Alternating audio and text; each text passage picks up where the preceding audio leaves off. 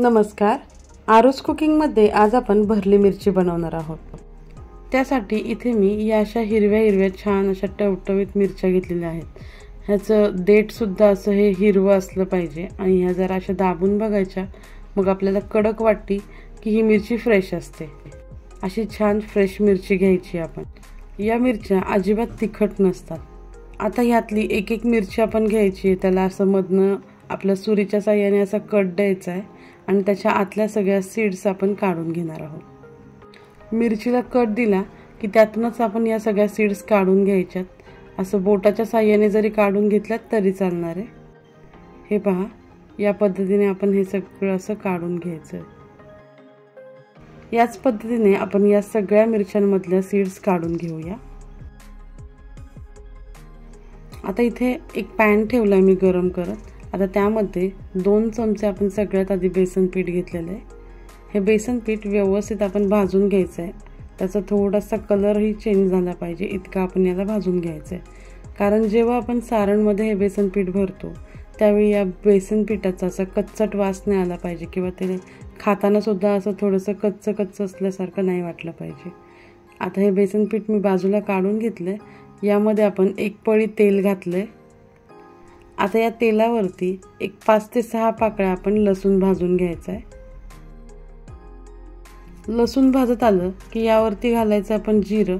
1 चमचा म्हणजे आपला 1 छोटा चमचा मी यामध्ये जिरं घातलेलं आहे. जिरं छान फुललं की लगेचच यामध्ये आपण घालणार आहोत खोबऱ्याचा कीस. हा 2 चमचे खोबऱ्याचा कीस आपण घातलेला आहे आणि सुक्कं खोबरं आपण इथे वापरलेलं आहे. आता हे सगळं व्यवस्थित असं छान त्या खोबऱ्याचा कलर चेंज होईपर्यंत आपण परतून घेतलेला आहे. आता यामध्ये 2 चमचे भाजलेल्या शेंगदाण्याचा कूट घालायचा आहे. आता हा शेंगदाण्याचा कूट सुद्धा व्यवस्थित मिक्स करून घेऊया. शेंगदाण्याचा कूट मिक्स झाला की याला आपण थंड करून घ्यायचे आणि हे सगळं मिश्रण आपण मिक्सरच्या भांड्यातनं व्यवस्थित वाटून घ्यायचं. वाटताना आपण हे कोरडंच वाटणार आहोत. अजिबात यात थोडंसुद्धा पाणी घालायचं नाही. आता या मिक्सरच्या भांड्यामध्ये आपण हा सगळा भाजलेला मसाला काढून घेऊया.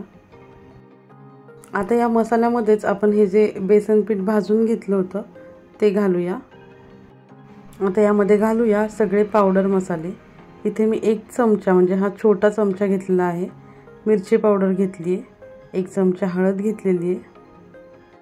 आता यामध्ये घालूया 1 चमचा आमचूर पावडर. आमचूर पावडर जर नसेल तर चाट मसाला घालू शकता किंवा अर्ध लिंबू पिळलं तरी चालणार आहे. पण या मिरचीला थोडासा आंबटपणा हवाच, तेव्हाच ही मिरची छान अशी चटपटीत लागेल. आता घालायचं आहे चवीनुसार मीठ. तुम्ही तुमच्या आवडीनुसार यामध्ये मसाले कमी जास्त करू शकता. आता यामध्ये घालायचं आहे अगदी थोडासा गूळ. आता हे सगळं मिक्सरमधून वाटून घेऊया. आता या मिरचीला आंबट, गोड आणि तिखट अशी मस्त चव येणार आहे. पाहू शकताय तुम्ही, हा असा कोरडा मसाला आपण वाटून घेतलेला आहे आणि छान बारीकही झालेला आहे हा मसाला. आता आपण मिरची स्टफ करून घेऊया. आता हा सगळा मसाला या बाउलमध्ये मी काढून घेते. आता सर्वात आधी आपण या मिरचीला थोडंसं मीठ लावून घ्यायचं आहे आतून. म्हणजे अगदीच ही मिरची अशी फिक्की नाही वाटली पाहिजे. त्यामुळे आपण याला आधी असं मीठ आतनं चोळून घ्यायचं आहे. सगळ्या मिरच्यांना आपण मीठ लावून घेतलेलं आहे. आता आपण मसाला भरून घेऊया. मसाला भरताना असं थोडंसं दाबूनच हा मसाला आपण आतमध्येपर्यंत भरून घ्यायचा. म्हणजे काय होतं, जेव्हा आपण तेलामध्ये या मिरच्या सोडतो त्यावेळी तो मसाला बाहेर येत नाही. तुम्हाला जर असं वाटत असेल की नाही आपला मसाला बाहेर येऊ शकतो तर त्यामध्ये तुम्ही थोडंसं म्हणजे 1 चमचा आपण तेल घालू शकतो किंवा 1 चमचा पाणी घालू शकतो. म्हणजे काय होतं, तो मसाला थोडा ओलसर होतो आणि मिरचीमध्ये व्यवस्थित बसतो. आता हे पहा, हे असं सगळ्या मिरच्यांमध्ये मी हा मसाला व्यवस्थित भरून घेत आहे. हे पहा, आता मिरच्यांमध्ये मसाला व्यवस्थित भरून झालेला आहे. आता एका पॅनमध्ये इथे मी 2 पळी तेल घेतलेलं आहे. तेल गरम झालं की आता यावरती आपण एक करून या सगळ्या मिरच्या व्यवस्थित ठेवून घ्यायच्या आणि या मिरच्या आपल्याला वाफेवरच शिजवायच्या. अजिबात यामध्ये पाणी घालायचं नाही किंवा या मिरच्या खूप जास्त तेलामध्ये तळूनही काढायच्या नाही. या आपल्याला शॅलो फ्रायच करायच्या आहेत आणि त्याही वाफेतच शिजवायच्या आहेत। 2 मिनिटांसाठी एका बाजूने आणि 2 मिनिटांसाठी आपण दुसऱ्या बाजूने अशा आलटी-पलटी करत आपण या मिरच्या भाजून घेत आहोत। हे पहा, आता मिरच्या या अशा मी पलटी करून घेतलेल्या आहेत, कारण खालच्या बाजूने त्या व्यवस्थित भाजल्या गेल्यात। ही भरली मिरची बनवताना आपल्याला गॅसचा फ्लेम अगदी स्लो ठेवायचा आहे। आता यावरती आपण झाकण देऊन घेऊया आणि खालची बाजूही व्यवस्थित आपण झाकण ठेवूनच भाजून घेऊया। एक 3 ते 4 मिनिटांसाठी आपण या मिरच्यांवरती झाकण ठेवलं होतं।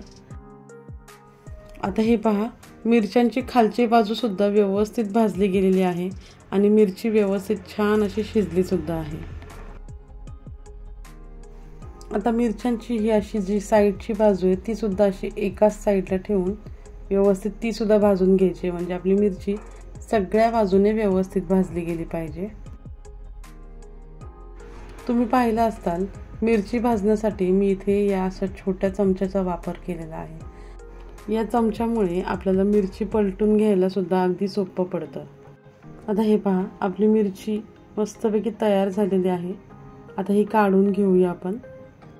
आता ही मिरची तुम्ही भाकरीसोबत, चपातीसोबत किंवा अगदी तुम्हाला जेवताना तोंडी लावायला सुद्धा तुम्ही घेऊ शकता।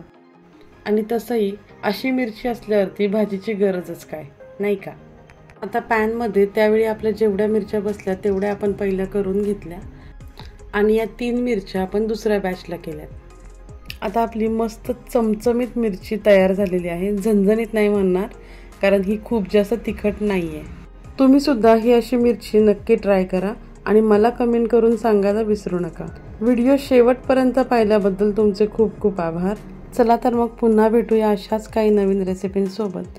तोपर्यंत चॅनलला लाईक, शेअर आणि सबस्क्राईब करायला विसरू नका। धन्यवाद।